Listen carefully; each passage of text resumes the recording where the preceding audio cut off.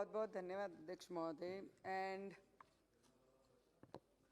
we support and I support this bill.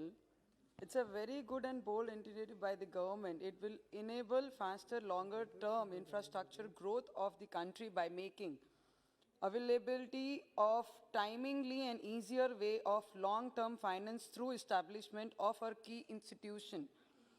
A national bank for financing infrastructure and development. Timely finance is the major roadblock in the infrastructural development, which this bill effectively address. There are various good measures like of infrastructures, receivables, take over the existing finance, and even conversation of loan inequality, which shall surely help infrastructure sector.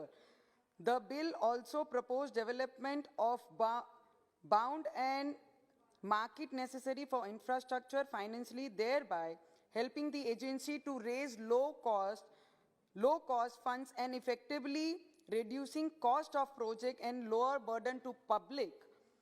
Despite getting best infrastructure, the bank is being established with the development objectives, the coordination with the central and state governments, regulators, financial institution,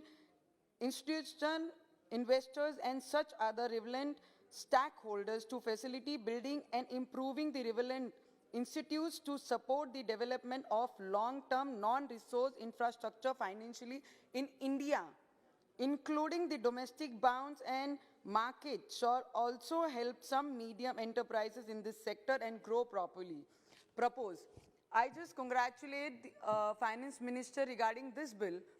The way the COVID has come in India and the people are facing a problem, and after still we are focusing on India's infrastructure development and we are giving some nice budget to infrastructure that India should get developed and form some other thing in upcoming years. And according to me, madam जो भी चीजें आपने infrastructure के द्वारा हर राज्य को और केंद्र को दिया है, आने वाले समय में आज उसमें खामियां निकालने से कुछ नहीं होगा.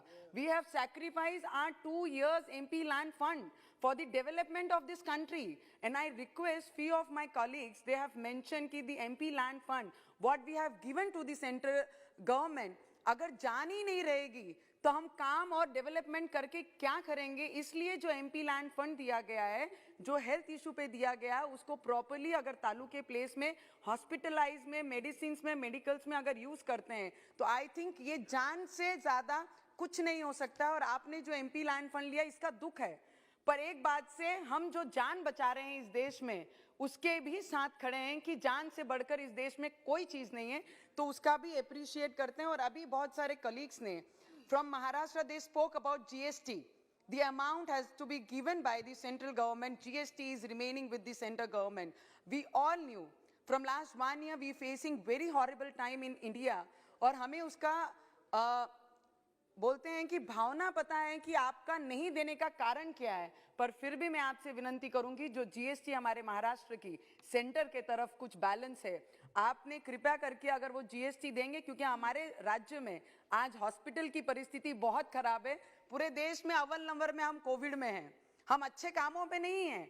अव्वल नंबर है डेथ रेट्स में, हम अव्वल नंबर है कोविड में सबसे आगे नंबर्स में. तो मुझे लगता है अगर आप जीएसटी के द्वारा कुछ हमें दे सकेंगे तो हॉस्पिटल में डेवलपमेंट्स होंगी, हेल्थ सेक्टर्स में डेवलपमेंट होगी, और कुछ डेवलपमेंट इंफ्रास्ट्रक्चर के द्वारा हम हमारे महाराष्ट्र में कर सकते हैं. फार्मर्स की परिस्थिति बहुत खराब है, जहां किसानों पे अनवांटेड रेन भी, बारिश ये 3 दिनों में आई है, उसके तरीके से भी हमारे महाराष्ट्र के फार्मर्स संकट में हैं.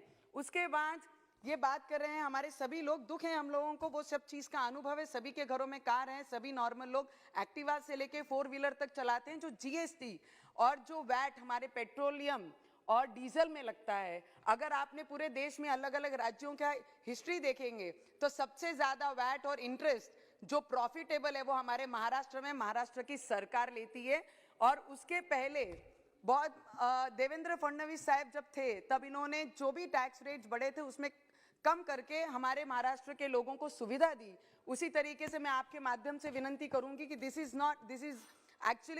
The subject. Madam 1 minute last का, तो इसमें भी कुछ आपके तरफ से अगर राज्यों को मदद हो सके तो पेट्रोल और डीजल के लिए भी आप लोग मदद करिए, क्योंकि बहुत ज़्यादा रेट्स ऑफ इसमें प्राइस बढ़े हैं, तो उसमें भी आप मदद कीजिए। और मैं महाराष्ट्र गवर्नमेंट को भी रिक्वेस्ट करूंगी, जिस तरीके से ओडिशा ने 20.6% पे अपना इंटरेस्ट लागू किया है, उसी तरीके से महाराष्ट्र भी कर सकती है, जो आज महाराष्ट्र 26.9 टैक्स लेती है। अगर महाराष्ट्र के लोगों को, जनता को सुविधा देनी है, टैक्स में कमतरता लानी है, तो उन्होंने अपना प्रॉफिट छोड़कर लोगों की भलाई इसमें सोचना चाहिए, वो भी बहुत जरूरी है। And Madam, I support in this bill to you, because in the COVID also, you have got a very good bill about related to infrastructure. Thank you so much, Madam.